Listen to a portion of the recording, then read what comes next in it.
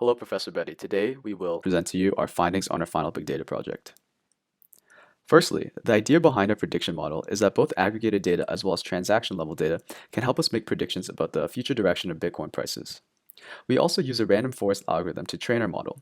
This is because we're making a categorical prediction if Bitcoin prices go up, down, or stay the same in the next block, and random forest algorithms are great for these types of categorical predictions. To go over the features we're using for our model, the aggregate and transaction level data that we use are the time of the Bitcoin block, the total amount of Bitcoin transacted in that block, the number of unique senders, the number of unique receivers in the block, as well as the ratio of the unique senders and unique receivers in that block. We also include the number of transactions in the block, as well as the transaction amount of a specific transaction. We use all this data because the total amount and number of unique receivers and senders can help determine if there's a specific person selling a lot or if there are a lot of receivers in this block. It can therefore model some sort of supply and demand. The number of transactions in the block can also be useful because it can help predict how many people there are in the market at this time and determine if there's potentially a lot of volatility or action going on in the market.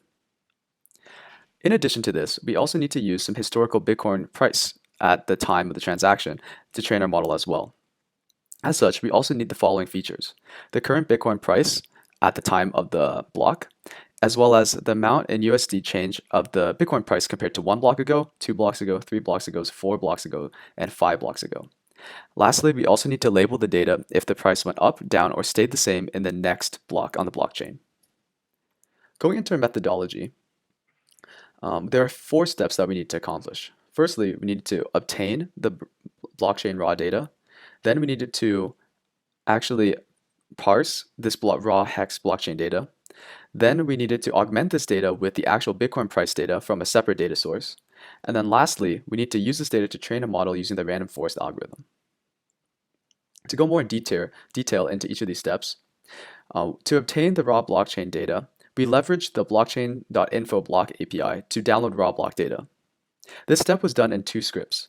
The download block hashes Python script downloads all the hashes of all the blocks in a blockchain given a timestamp, a starting timestamp, and the number of days after the date. It'll download all the blocks in the blockchain starting from that time given the number of days.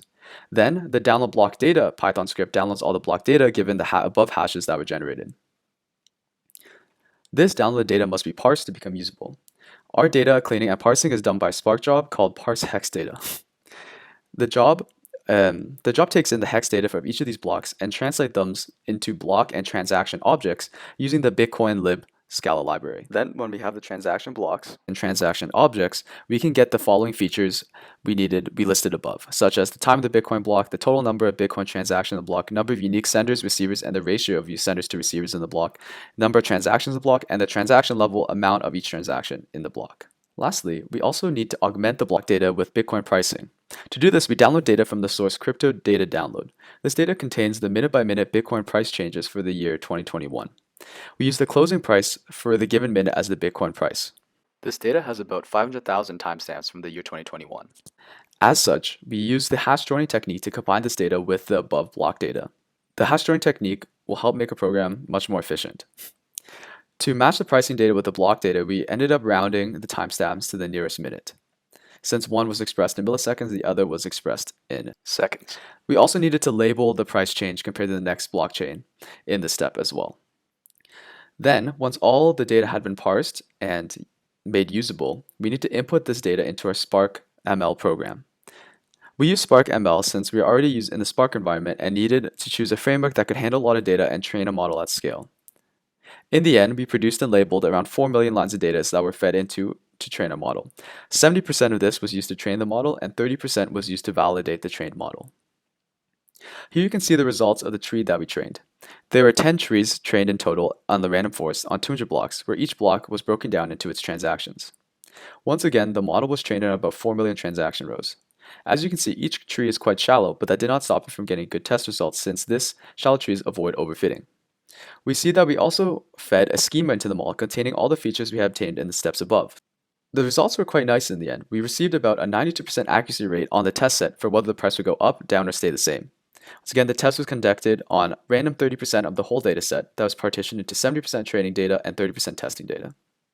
Thank you again for listening and for being a professor this term. Happy holidays from all of us.